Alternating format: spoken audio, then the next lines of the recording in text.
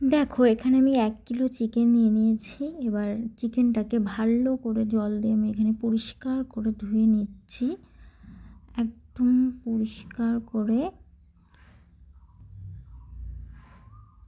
তারপর দেখো এখানে আমার কড়াই গরম হয়ে গেছিলো, দিয়ে আমি তেলটা দিয়ে নিলাম। এবার আলুগুলো ভালো করে ভেজে নিচ্ছি।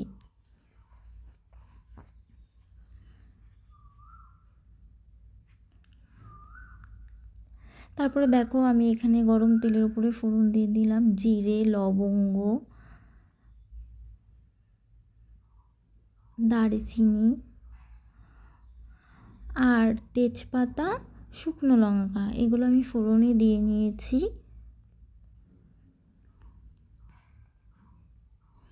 তারপর দেখো এখানে আগে থেকে কুচনো পেঁয়াজ আমি তেলের উপরে দিয়ে দিলাম। এবার না পেঁয়াজটাকে আমি লাল লাল করে ভেজে নেব।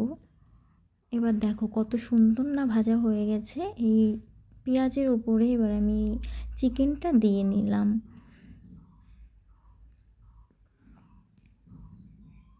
এবার এই চিকেনটাকে আমি ভালো করে কষিয়ে নেব। আমি না ভাবলাম আজকে যখন আমি চিকেন রান্না করছি তখন আমি তোমাদের সাথে রান্নাটা শেয়ার করি। তোমরা এইভাবে একবার বাড়িতে রান্না করে খাবে, দেখবে ভালো লাগবে। দেখো এখানে আমি আগের থেকে আদা, পেঁয়াজ, রসুন পেস্ট করে রেখে দিয়েছিলাম, তো আমি সেই মশলাটাই দিয়ে নিচ্ছি। এই মশলাটা দিয়ে ভালো করে কষিয়ে নেব। দেখো লবণ, হলুদ এগুলো তো আমি আগে দিইনি, তাই এরপরে দিয়ে নিলাম। এগুলোর সাথে আমি ভালো করে কষিয়ে নেব। আমি না রান্নাটা আমার মার কাছ থেকে শিখেছি। আগে যখন বাড়িতে ছিলাম তখন আমার মা ঠিক এইভাবেই রান্না করে খাওয়াতো, এত সুন্দর টেস্ট হতো না যে কী বলবো। দেখো এখানে আগে থেকে টমেটোটা আমি পেস্ট করে রেখেছিলাম, টমেটো বাটাটাও দিয়ে দিলাম।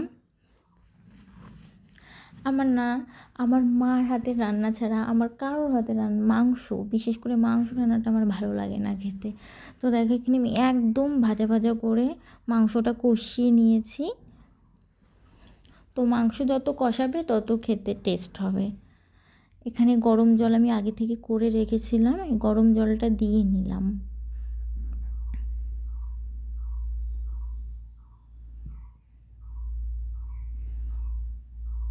একদম অল্প পরিমাণে গরম জল দিয়ে নিয়েছি, চিকেনের জলটা একটু কম দিতে হয়।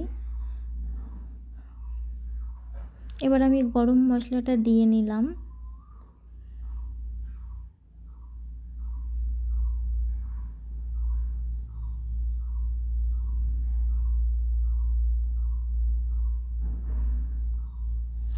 দেখো সবার লাস্টে আমি এখানে ধনিয়া পাতা এভাবে দিয়ে নিলাম।